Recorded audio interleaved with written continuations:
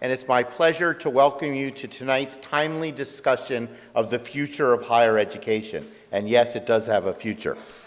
We are honored to host this event at such a pivotal moment. Higher education faces pressures few of us could have imagined even months ago when this event was first planned. That's why it's so important to bring together experienced leaders and proven innovators to help envision a pathway forward. The Graduate Center is a fitting venue for a conversation of this depth. Founded over 60 years ago, we are the only research-intensive public graduate school in New York City. We are proud to be one of the 25 campuses of the City University of New York, the nation's largest urban public university. We offer most of the doctoral degrees within the City University system, 31 in total, in the academic alphabet of biochemistry to urban education, with 18 master's degrees from astrophysics to women and gender studies. Our graduate students annually teach over 120,000 CUNY undergraduates, bringing the latest from their seminars and laboratories directly to the classrooms. Through public programs such as the one you will experience tonight, we take pride in sharing the latest results, advances, and ideas of our faculty, staff, and students with the public that supports us and that we are embedded within.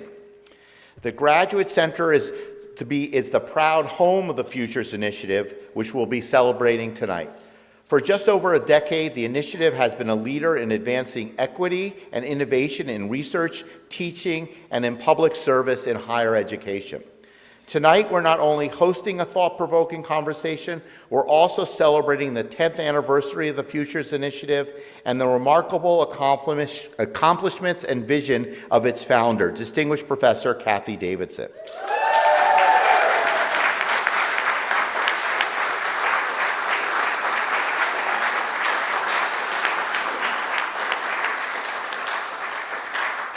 I'm proud to celebrate the enormous contributions that Cathy has made to our university and to higher education in our country. Thank you, Cathy, for your vision, your passion, and for all the work that you and your colleagues at the Future Initiative have done to advocate for greater equity and propel changes in higher education. Cathy, as you may know, is preparing to retire from her CUNY roles, which has been many, including as a special advisor to the Chancellor on transformation these past few years. She has truly left her mark. Congratulations also to incoming Director of the Futures Initiative, Professor Shelly Eversley,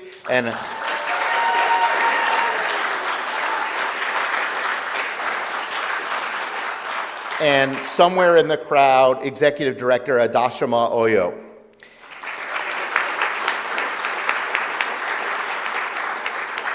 And special thanks to the diverse community of doctoral students, postgraduate researchers, faculty, and most of all, the students who have been part of the Futures Initiative's mission of breaking down educational, social, and economic barriers and promoting investment in higher education as a public good. That is what this year's anniversary events have all been about, conversations about the future of learning, of research, of the planet, and tonight's culminating panel on the future of higher education. Nobody ever accused the Futures Initiative of thinking small. I will leave the introductions to Shelly, but I do want to welcome our distinguished visiting panelists, Shelley Lowe, Maurice Wallace, welcome home, one of my predecessors, Bill Kelly, and thanks to my colleague, Nancy Cantor, for all participating tonight. I'm looking forward to what I'm sure will be a critical and provocative discussion of the way forward at a time when all of us in higher education are facing so many challenges and newfound threats to our mission. It's my honor to turn things over to Shelley.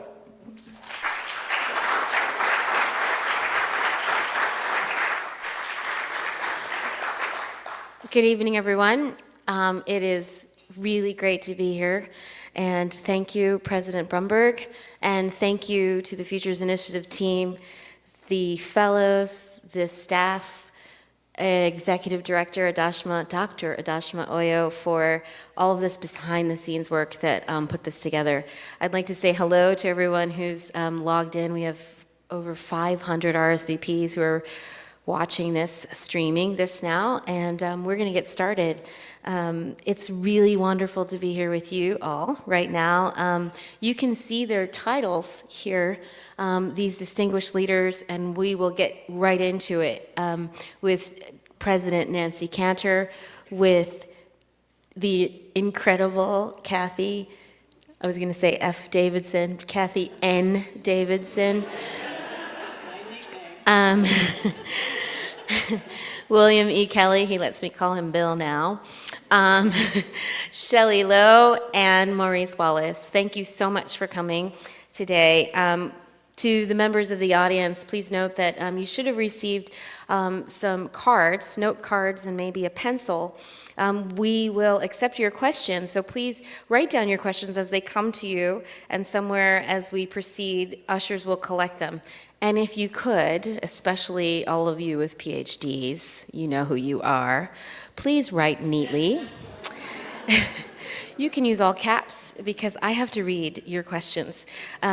So thank you for that, and we will just jump right in. I have notes.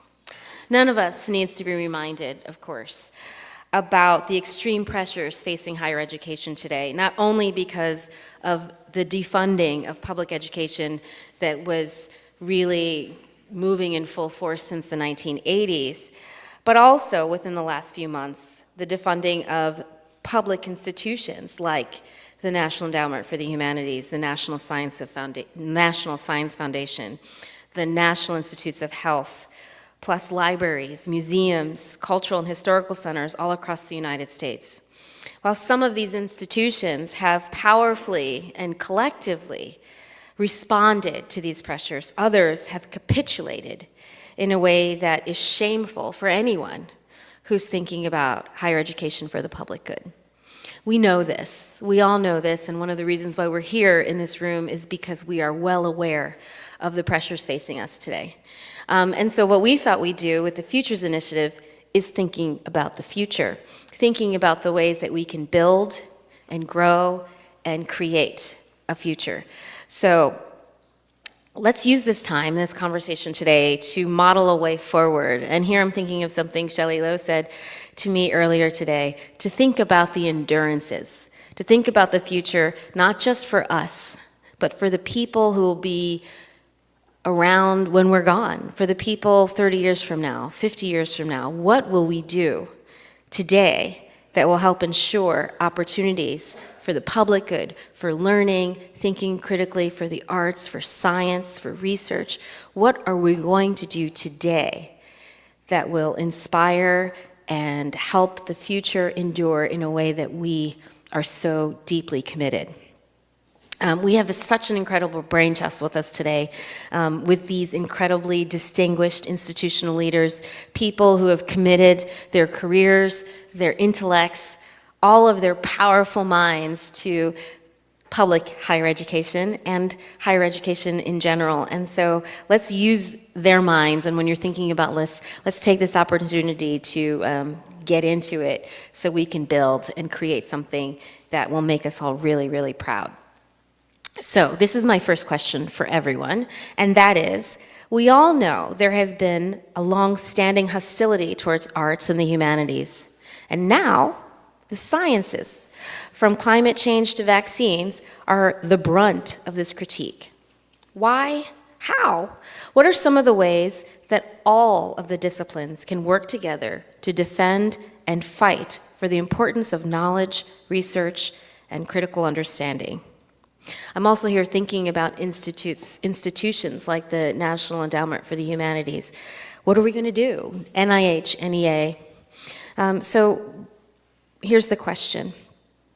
What are some of the ways that all the disciplines can work together to defend and fight for the importance of knowledge, research, and critical understanding? I'm thinking about this too because the Futures Initiative has had for the past 10 years a series of public lectures called The University Worth Fighting For. And so another way to think about this question is, what is the university that we are fighting for? I will start with you, President Cantor. Thank you so much. Thank you for having me here today. So I think the first thing we have to do is step back and say, who are we working with when we think about the sciences, the arts, and humanities? We need to be working with people on the ground in our communities to make it clear that, in fact, the arts and humanities are critical to human health, to well-being, to the success of their children, to the ability of people to thrive. That's all very good and general, but when you get on the ground, for example, I always point to the Humanities Action Lab. They take students and faculty and storytellers through the communities to talk about climates of inequality, to do science on the ground, to think about how flood resistance is going to be so critical in New York City. We have phenomenal car-C mappings at Hunter. They need to be out with the people. We need to create a two-way street, what I like to call a community of experts with and without pedigree, who really co-produce those solutions. When you go out on the ground in community, nobody thinks higher ed is some thing you could get rid of. This whole notion that the public doesn't like higher ed, nobody's talking to the public. Cathy? I recently heard an interview with the head of Uber, who said that he learned two things in college, how to be a good business person and how to tell stories. And I thought that was fascinating because I think one of the things that we have to do in higher education is really work on our storytelling. And needless to say, we've got an audience of here who is here because they're interested in higher ed. So we all have to tell that story. But I agree with you completely. When people talk about how people have lost faith in higher ed, they're rarely talking about their own children, right? They're working very, very hard to make sure their own kids are going to college. And we know, we have all the statistics. Salary improves, health outcomes improve, marital status improves, colon cancer. I mean, there are all of these things people have correlated with living a healthier lifestyle, being fortunate enough to have a job that you care about. Our students at CUNY don't have to be told about the importance of higher education. They're often our students are often the people from their family who are the first person to go to college. And they're often supporting not only themselves while they're going to college, but helping their families be supported. They're the most optimistic and positive people I know when it comes to higher education. I think we need to send our students out into the world to talk about not only the importance of higher education, but how things are related. I can't think of any important issue that isn't some combination of technology, concern about technology, privacy, surveillance, concern about how you portray that storytelling, art, all of those things, and the science of it. Those are all connected in life. And in fact, it's school that sets those into subjects. It's life. It is how we live our lives. And we can tell that story, and we need to tell that story passionately and over again. Thank you, Cathy. Thinking about this, the people, Nancy, the idea that we learn inside and outside of the classroom, and Cathy, the idea that storytelling is as important as science. And I'm thinking about this in terms of the university we're fighting for, and I'm looking at you, Bill Kelly. I get to call him Bill. I'm thinking about, I know everyone calls him Bill, but I feel very special nonetheless. I'm thinking about you, Bill Kelly, having served as the president of a university and also director of a research library. What is it that we're fighting for? Yeah, that's a great question, Shelly, and I'll build on both Nancy and Cathy's responses. Perhaps a somewhat darker tone, but building on what they had to say.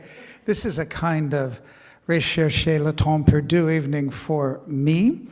25 years ago, I mean, it's horrifying to think that, on this stage, I had a public conversation with Jim Duderstadt, one of predecessors, and good friend of many of us on the stage. Jim had recently retired after a distinguished career at the University of Michigan, and he was involved in the Millennial Project that Vartan Gregorian was writing, and he was talking about, yep, you guessed it, the future of public higher education. And he and I talked for about an hour and a half that evening. It was a remarkable conversation. And I asked him some version of the question Shelly just asked us. I mean, what are we defending? What is the nature of the university? What are the biggest challenges? What would you change after your long and distinguished career? And Jim immediately said, look, I would like to rebuild the relationship between the University of Michigan or all public universities and the funding constituencies. By that he meant taxpayers in the state of Michigan. He felt that that connection, which had been born in 1862 with the Morrill Act and the land grant, had been severed to some extent. And that what Jim said was that everything we want to do and all of the challenges we want to meet depend upon allies. Allies who understand the importance of what we do, of what our contributions to their lives, to their children's lives. And then he ticked off a lot of problems under the general subsuming category of demography is destiny. And he talked about aging populations, particularly in the upper Midwest. He talked about demands for tax relief, for security, for housing, for fear about Social Security disappearance, social safety nets. And he said, how do we persuade them, because many of them are aging and their children are not in college at this point, how do we persuade them of how important the University of Michigan is and why they should support it beyond the question of football teams? And what he said was, it's very simple. We need to make ourselves indispensable. And for me, that has been the kind of North Star in what I've done, the work that I've been fortunate enough to do at CUNY, at the New York Public Library, at the Guggenheim Foundation, whatever, that for people to care, they have to see you as indispensable in their lives. And that is the challenge that we confront, sometimes easier, varied on discipline, but it's a challenge for all of us. Thanks, Bill. Hi, Shelly. Hi, Shelly. This has been a fun day. It has. Do you want me to answer the same question? Well, I can actually refine this question, especially as I'm looking at you and Maurice Wallace. Hi, Maurice. Call me Maurice, yes. And I was thinking about something that Bill just said. And Bill just said allies. And there's this great book by Jodi Dean called Comrade. I don't know if anyone's ever read it. I think she's a political scientist or a political theorist.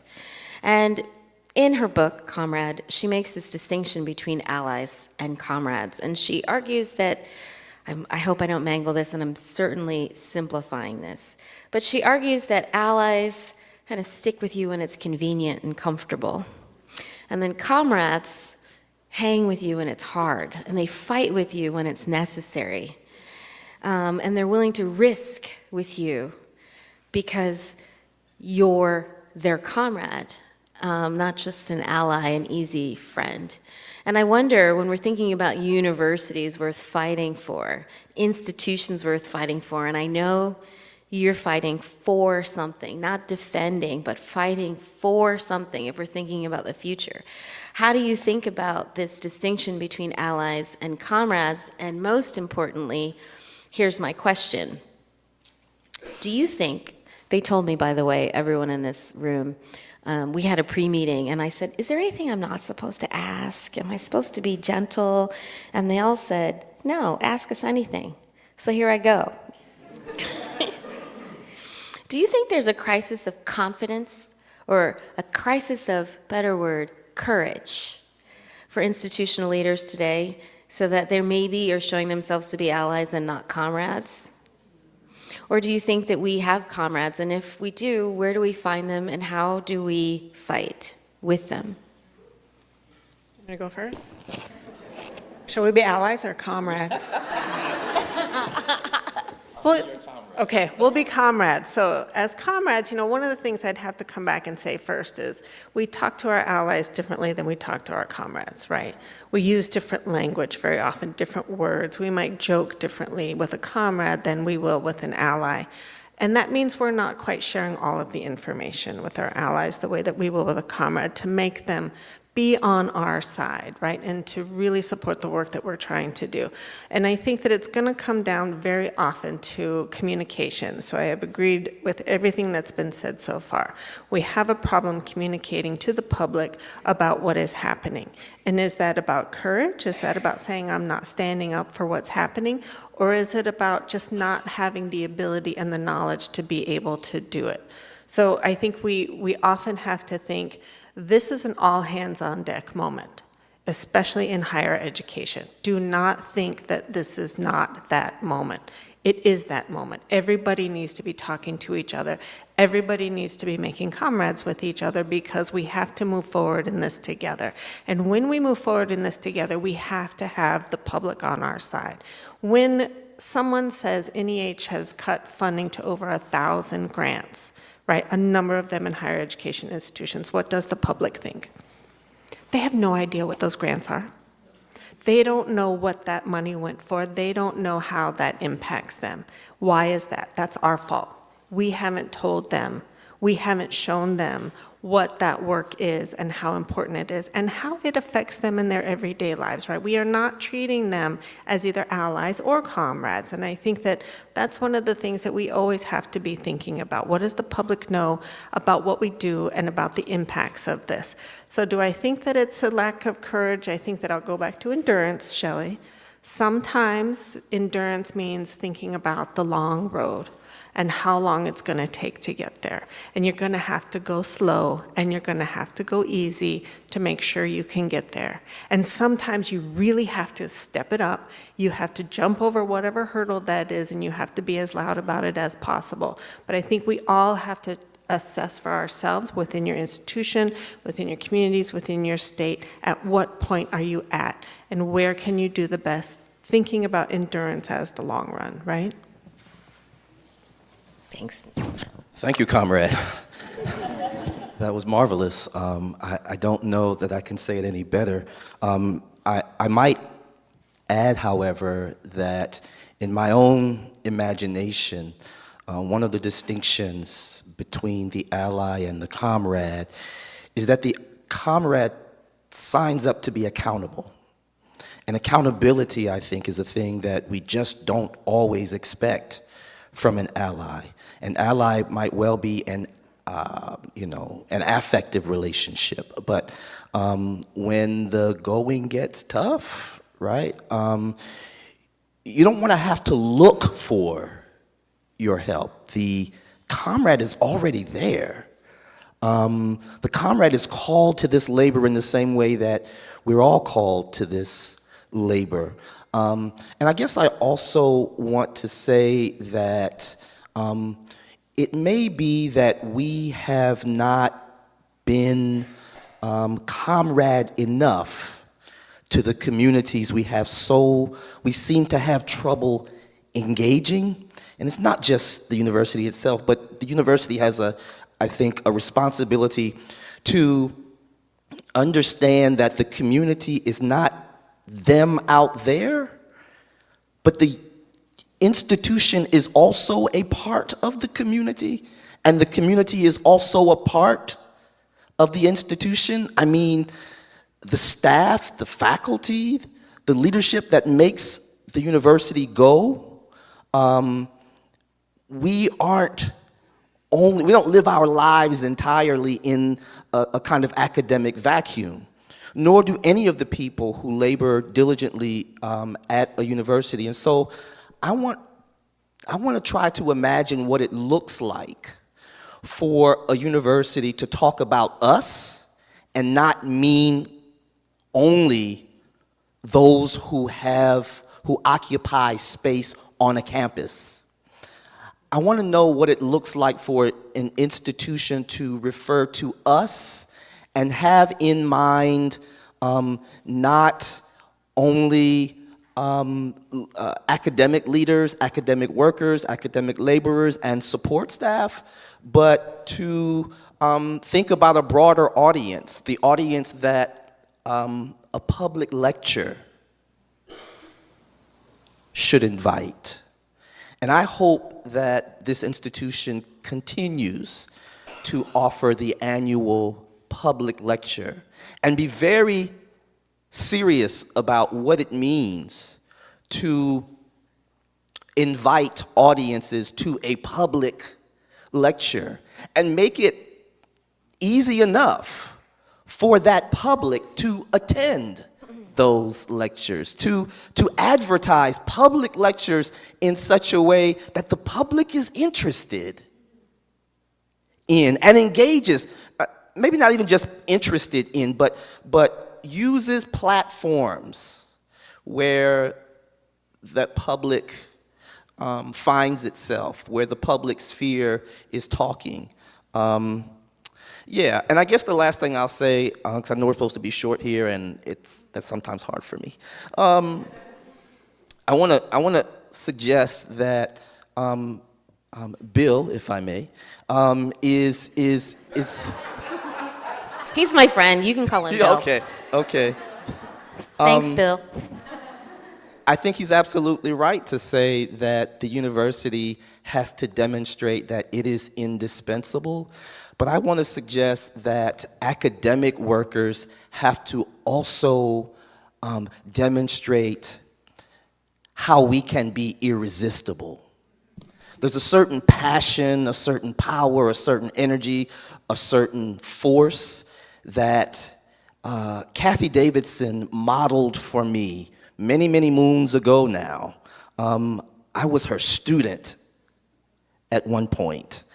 And tonight, just in her comments, she reminded me by the content of them, by her manner, by her thoughtfulness, of how excited and enthusiastic her modeling of an academic life, the life of the mind, how inspiring it was for me. And I just want to offer that her model is something I'm always trying to pay forward to my students and to the community that exceeds the campus wherever I have an opportunity to engage them. So thank you, Cathy. Thanks, Cathy. To just say one personal comment really quick, I look out and I see former students, former colleagues, current students, family who've come from all different parts of the United States to be here. It's extremely moving, and I'm going to now stop that because I got a show to put on. Maurice, I wanted to pick up on your point about how we're part of the community.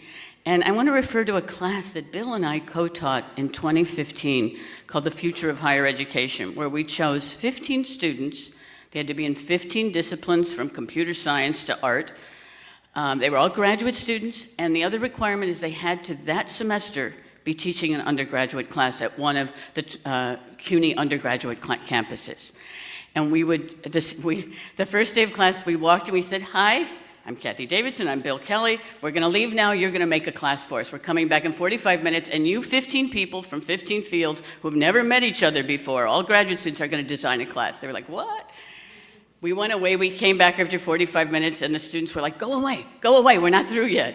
And they had designed a class. But one of the things we did is each week somebody would have some new educational experiment that we would all read the theory about. And that week they would go try it out on their undergraduates and get feedback from their undergraduates. We also put on an insane project at the end where every one of the undergraduates brought family from all of those schools to the Graduate Center, and we had a showcase of work done by the undergraduates. And a project I'll never forget, and this goes to your point, was one of our students was teaching at Brooklyn College, and there was a Kehinde Wiley exhibit at the Brooklyn Museum of Art. And she said that she would give an A to any students that could find 5 students of her unique students at Brooklyn College, find 5 people who had never been to a museum, and bring them to the museum. Brooklyn Museum of Art let everybody come in free. These students put up placards all over Brooklyn in Korean, in Japanese, in Mandarin, in Spanish, in Russian, and said, these students are going to be your docents. And these students were docents for these community members who came by the hundreds. And of course, the most wonderful students who were there were the grannies, who felt so proud that their grandchildren were taking them on tours of the Brooklyn Museum of Art. It was amazing, and that was one of the most remarkable experiences. It surely was, and it goes to the point that I continue to make in these difficult times. The work needs to become visible. I mean, we all understand the value of the work, but the work needs to be visible. Cathy's example is a good one. There are 100 others that I'm sure each of you can think about. But it's not sufficient just to do the work. It's essential to also make it visible, to your point about comrades. Can I take that one step further? I believe we have to create what I call third spaces. Spaces that are not owned by us or owned by the community. Spaces where we create together. In Newark, we created what we called Express Newark, 50,000 square feet in downtown Newark of a university community arts collaboratory for storytelling, for the newest Americans. That kind of thing is revolutionary for getting out the word of what we really are. So it's not just a sort of one and done, we have a grant, we're going in. It's a constant co-creation in the community. We have not done a terrific job in doing. But universities can be anchor institutions. We are in and of our community if we take that seriously. And we have to take it seriously. This morning I got an email from the president of Princeton University, not a place noted for its history of social activism, but I'm Bill, by the way. The subject line was "Stand Up for Princeton." And in decades, I had never heard any such thing from that university. And instead, this was a list of representatives, of senators, of council people. This is why endowments shouldn't be taxed. This is why tax exemption status should be preserved. You know, bullet points, very beautifully done. And the argument was that every week this newsletter would appear in my mailbox. And, you know, a very different institution than what we're talking about. But the point, I think, is valid. Constantly, not just randomly at a lecture, but constantly reminding what the value is in building this allyship that Nancy was just talking about. You know, on that note, two things. One, big shout out to the Graduate Center's public programs. They do this all the time. We do this all the time, and thank you all for coming and for staying on their mailing lists and for reaching out and making time in your day to be part of this conversation. I'll also remind you that you can write your questions down on a note card as neatly as possible, and ushers will collect them, and so you can get in on this conversation. So getting back to it, you know, I've got this list. And I kind of feel like the graduate students in this room and the faculty people in this room, or the people who are aspiring to be faculty people in this room, have a burning question about academic freedom. So I'm just going to ask it now before we get caught up, because there's all kinds of directions I could go. And thinking about what you were saying before, I love the idea of connecting with the communities, and it could have pivoted this to, say, Black and Latinx studies, for instance, ethnic studies, women's studies, gender studies, that have a real kind of commitment to community engagement, community engaged teaching and learning as part of the praxis of those. And so we'll come back. I'm going to circle back to that question. But for now, because we still have time-ish, I wanted to ask the big question about academic freedom, which has always defined higher education. It is so essential to critical thinking and to the creation of new knowledges. How are you thinking about academic freedom right now? And what is your advice for us as we see it under threat? Go ahead, President Cantor. Well, we can go down the line. You all don't have to answer it, but Under threat, that was the point yes. there. So, yeah, do you have any advice for us? How do we protect it? How will we help it endure for the future? How are you thinking about it? What's your advice to the person, say, like me, who's on the schedule next semester to teach critical race theory? I teach climate justice. I teach all the words that are now bad words. And I write all the things that, as soon as my book comes out, could get banned. So I want to begin and end perhaps by saying what I think it's not. What I can't stand, honestly, is this whole notion of institutional neutrality. And I think that is completely contradictory to academic freedom. That, what is academic freedom? It's our ability to have the whole diasporic world at our table. It's our ability to take a critical lens to those issues. We can't pretend, certainly at CUNY, we can't pretend that those global issues that are resting with our homes, with our students, with our communities, with our faculty and staff, are things that we can be neutral about. Now, having said that, what I also don't like is when we jump immediately to this intellectual diversity or balance, so that we can't take a critical lens to settler colonialism or apartheid or genocide, because we're not bringing the balance to the table. I'm just getting out there. I'll probably be fired for this, but so be it. Thank you, comrade. Yeah, right. Comrades. I don't know.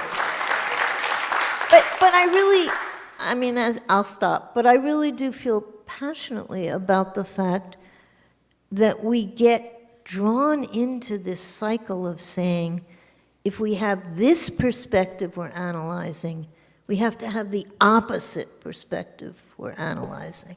That's not the way you do interrogation of ideas. You don't do that by saying, well, that could be true, but this could be true.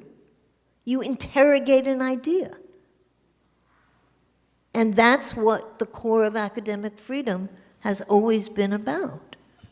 Taking a critical lens. It's what Bill Boa did. Ideas. I'm sorry, Nancy. No, please, I'll be quiet. Just quickly, the distinction that Nancy is so correctly drawing was described, again, I seem to be the village Grigio recalling ancient history, but it was Better you than me. Your turn next. But he described that distinction as a difference between institutional neutrality and institutional restraint, that the institution had an obligation to create a platform for discourse and judgment, but it couldn't simply abandon its responsibility to do the kind of interrogation you're talking about. We do have a responsibility to create safe spaces for that interrogation. That's your job. And that's really hard. And we have to face it, that that's really hard. But that doesn't mean we run away from it by being neutral. No, or on something like academic freedom, which is absolutely an existential issue for universities. It's not simply enough to say we're providing a platform. We are providing an opportunity to speak to the core values of the institution. Exactly. Maurice? I have been thinking about this, and in the context of the pursuit of knowledge in Black studies that I'm so much a part of these days. And I was reminded myself that one of the most curious representations or invocations of academic freedom is in Martin Luther King Jr.'s letter from a Birmingham jail. He uses that phrase, academic freedom, and it seems almost to come from nowhere, except he references academic freedom in the context of civil disobedience. And he understands Socrates to have exercised civil disobedience to help realize the idea of academic freedom. And so I want to imagine that what academic freedom might look like, feel like, seem like under the present circumstances is a practice of civil disobedience, which also means that it costs or could cost. And I think if there is advice to be given, it is the sobering advice that comrades know, allies may not know, and that is academic freedom, the insistence upon academic freedom, the practice of academic freedom may cost us something. And the question is, will we still stand? Which is both advice and a challenge to us all, I think. And it's about endurance, right? And I'm going to go to, thank you, comrade. I want to ask, when did we have academic freedom at its highest and most open and supported era, right? When did we see that? When did we feel that? When did you feel like in universities that was supported and you could do it? Right, so then I go back to something one of my colleagues says constantly, elections have consequences, right? If we really want academic freedom, if we want to support academic freedom and the ability to really critique something and to have these open conversations, what are we doing to ensure that we are making democracy front and center, that we know that we are supporting voting, that we know that we are informing the public about how this plays a role, how everything intertwines together. I mean, Cathy and I were on the National Council for the Humanities together. You know, I started under Obama, she was on already, and then she left me, and under Trump, but we could see the shift in how you could do and fund research in universities between who's elected, right? So we have to really ask ourselves, when does it look good, and how do we ensure that we kind of try to get to that point to make it look good again, or make it accessible again, support it again? And to just drive home the point that we've been making, and then I'm going to turn it and talk about something optimistic. But the negative part is when you have people denying the science of vaccines, the science of epidemiology, books being banned, slavery not allowed in textbooks in many states. One of our colleagues from one of the Midwestern states, I'm a Chicagoan, no slur intended here, has a list of words that she can be fired for if she uses. And those words include things like social justice, woman, but not, I'm feminist or female or woman, but not man, black in certain situations. I mean, those are not neutral issues. I mean, if that's not academic freedom to say there are things that are true and real and important and worth fighting for, then why bother having universities? Why bother having education? My positive thing, and I don't know, is Leah Barlow here? She was saying that she might be. I don't see her. This is a woman who teaches at North Carolina Agricultural and Technical College, one of the historically black colleges and universities. She taught Introduction to African American Studies in the fall to 35 students and thought she'd do something cool and put her syllabus up on TikTok. 35 students, it was a great class. She did the same thing on January 20th, 2025. Martin Luther King Day, Inauguration Day. She put her syllabus on, she gave a mini lecture, she left, she came back, and 1 million people had joined up for her class, right? Suddenly, 18 other professors at historically black colleges said, I want to be part of this too. My class is open for free. They've banned black studies at universities. They're saying slavery doesn't exist in my state. It does exist. We're going to make this free to anybody who wants to. Right now, not right now, That's the negative story. 4.5 million people signed up to these 18. There are advisors, there are counselors. They call themselves Hillman Talk University. If anyone is old enough to remember A Different World from the 80s, the Cosby kids all went to Hillman University. So it's a totally made-up university that people are going to. However, TikTok is proprietary and surveillance, and now they're shadow banning the professors who teach it. So the numbers have gone way, way down because it's hard to even get to those. But the idea that I'm trying to make is there are many ways to be resilient, there are many ways to be comrades, and there's many ways to say, no, no, no, we fight for truth and we fight for things that are real, and we need to know those things. And even if you try to take away our courses and our programs, we're going to find other ways of delivering those things. And that, again, is about the public. You know, to be part of Hillman Talk University, you just have to be on TikTok. You don't have to have a university degree. You don't have to pay tuition. It's there. And there are many, I love it that there are more and more things happening like that all over the country. I've heard the Columbia Law Dean who was fired is teaching her class on civil rights and law as a free class out in parks around New York now. And, you know, so there are ways to resist. What was the word you used, Shelly? Endure. Endure. There are ways to endure. Endurances. And there are ways to still defend what the university is fighting for. You know, Can I just quickly underscore from what I hear Cathy saying is that even under the constraints we are justified to lament and resist, we also now have an opportunity, I think. And I think what's essential for taking fullest advantage of the opportunity that we have, a kind of, you know, not an opportunity we have looked for or desired, but an opportunity nonetheless. I think what might be necessary for us to do, for us to take fullest advantage of it, is just imagination. That's what I hear Cathy talking about, a kind of institutional or institutionalized imagination, and understanding that perhaps that might be one of our greatest forces for good in this moment, is the imagination to think beyond the constraints that are imposed upon us.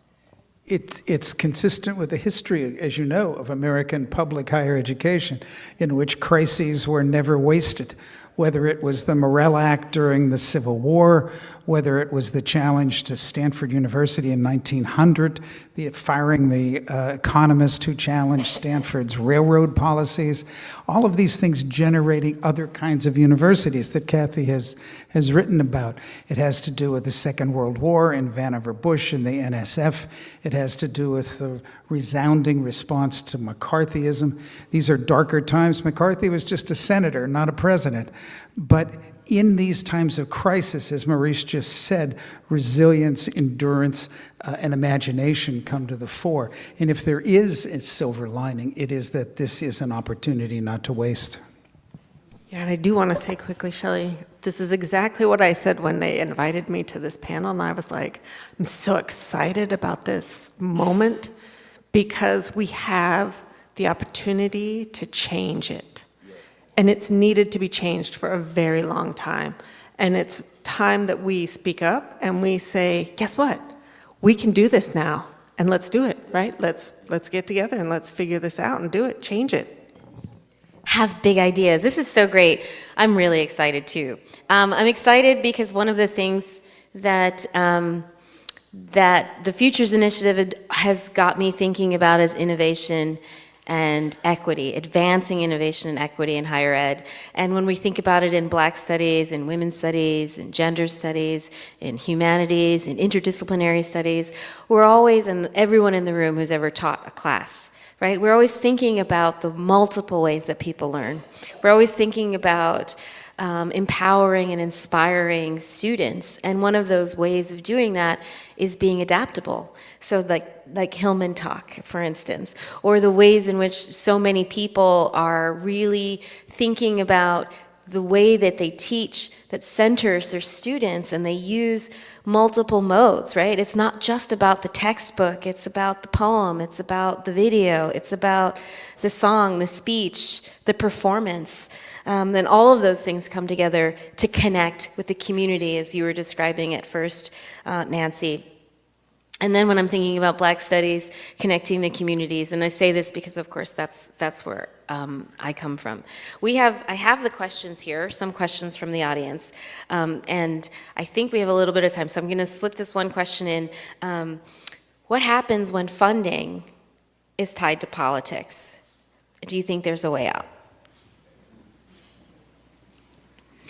Didn't mean to abruptly change it. How about if I put this in context? Of course, we're talking about this. We're talking about building, right? And certainly a university like the City University of New York always has to be agile because it's always dealing with a limited budget. And there's a certain creativity and imagination. You know, when I think about my ancestors who were slaves, enslaved my ancestors. You can see it all over my face. This is the face of a person whose ancestors were enslaved. And my ancestors had to imagine freedom before they could achieve it. And one thing I love about the face that I carry, that I inherited from my ancestors, is also to remember that we have to imagine that the impossible is possible, and the only way we can achieve the impossible is with the imagination. We have to think creatively, adaptively, and in a way that we see something that does not yet exist, if that makes sense to you. We have to see freedom in our minds before we can imagine it in our reality, before we can create it in our reality. And I think, like Shelly said, this is a moment when we make things, when we imagine and build something, maybe from a ruin, maybe from an outdated system, maybe from the challenges that are in our contemporary moment. We have to think big, creatively, with imagination, and try to do something with it, so that we can endure for the future. Yes, go. This is great. And then I'm going to ask this question. We also have to think collaboratively. Yes. Higher education has been a ridiculous competitive ecosystem. Yes. And that's a big problem now. If funding is going to be tied to politics, we have to be tied to each other. And we have to be doing things together.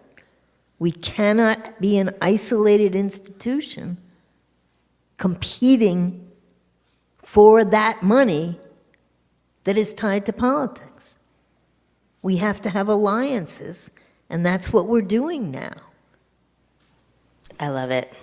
I co-chair a national alliance of 590 presidents of universities on immigration and higher education. None of us by ourselves can turn around what's happening to immigrant origin students, to international students, and to refugees. We can't do it by ourselves. We have to do it together. And we can't be simply looking for funding from individual federal agencies that are turning against it. I love it. Collaboration. It's a model that all these people here are thinking about, and one that I think is, like you said, transformative, empowering, and that is going to be part of the endurances that we will need, a tool for us to be able to work together and not compete, but work together. That's great. Thank you, Nancy.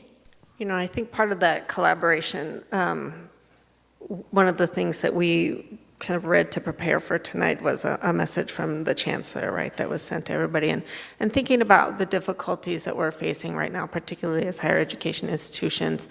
And, you know, he seems to take a step back and he says, well, let's look at what our founding language says, right? Why were we created as an institution? What is our mission? What is our vision? What is it that we are trying to do? If you take the mission of institutions, higher education institutions, and you really break it down, a lot of them are exactly the same, right? They're all trying to do the same thing. And we can come together and be collaborative because we are trying to do the same things. We are trying to have the same impact with the public.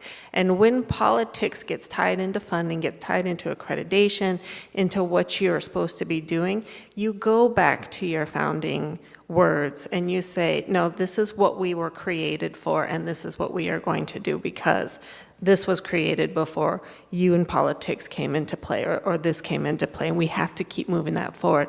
Because how many institutions have changed their mission statements, right? We might update them a little bit, but right, we stick to that founding, I call it our creation stories, right? We stick to that knowledge and we move forward with that. Thank you, Shelly. Some of my favorite thinkers and institutional leaders and writers and dreamers always remind us that we have to believe that we can achieve the impossible. And we've seen it. And we're about to make history, to borrow Shelley Lowe's point. We're about to use our imaginations. To borrow from your point, Maurice Wallace, we're about to collaborate. To borrow from Nancy Cantor, we are about to be responsive to all the ways we learn, including making collaborations. Thank you, Bill. Thinking about libraries and thinking about the ways that we can transform without even spending money. And Cathy, thank you so much for inspiring. And, I've worked with you a lot in many different capacities, and she always says to me, your job is to inspire. And so on that note, I will say thank you, Cathy. Thank you, Maurice. Thank you, Maurice Wallace. Thank you, Shelley Lowe. Thank you, William Bill Kelly. Thank you, Nancy Cantor. Cathy F. Davis. I adore you. And thank you all for coming today. I hope you get home safely and that you think of yourselves as agents, historical agents. Find your comrades, and let's get to work. Thank you.